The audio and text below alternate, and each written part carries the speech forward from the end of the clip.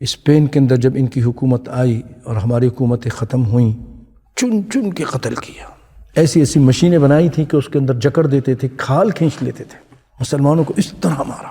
وہ آج مشینیں سامنے آ رہی ہیں، اتنی ڈینجر قسم کی وہ مشینیں تھیں اور اس میں ان کو عذاب دیتے تھے، عقوبت خانے بنائے ہوئے تھے. وہاں کے شیطان جو عیسائی تھے، جو ان کے پادری تھے اور ان کا جو بادشاہ تھا، اتنا ان کے دلوں میں نفرت تھی مسلمانوں کے خلاف، چن چن کے قتل کر رہے تھے. مسلمانوں نے کیا کیا، صلیب پہننا شروع کر دکھانے کے لیے، نام بدل لیے، لیکن دل خون کے آنسو روتا ہے. میں نے ابھی 1-2 دن پہلے یہ واقعہ پڑھا. اس نے اعلان کر دیا کہ جو بھی مسلمان ہیں ہم ان کو اپنے پڑوس ملکوں میں بھیج دیں گے، بڑے بڑے جہاز آئیں گے، ان کو ساتھ وہ چلے جائیں، وہاں جا کے اپنی مرضی سے اپنی زندگی گزاریں، پریشان نہ ہوں. اس نے خیمے بنا دیے، میدان میں بڑے بڑے خیمے لگا دیے، سمندری جہاز بھی بلا لیے. لوگوں نے دیکھا جہاز بھی آ گئے ہیں اور خیمے لگے ہوئے ہیں، وہاں آؤ بھگت بھی ہو رہی ہے، کھانا وانا کھلا رہے ہیں. جی مسلمان بیچارے وہاں پہنچ گئے کہ چلو یہاں سے ہم عزت کے ساتھ چلے جائیں گے.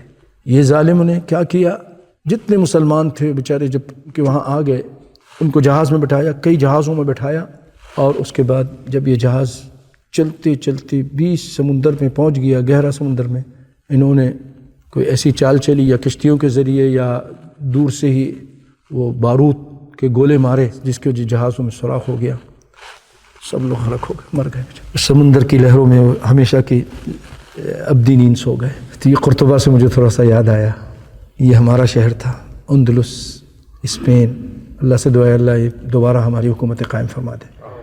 ان شیطانوں نے وہاں ایک ایسا محل بنایا تھا جس کے اندر ہڈیاں، کھوپڑیاں مسلمانوں کی، اس کو اندر اس میں پیوست کر کے بلڈنگ بنائی، ابھی تک وہ ہے.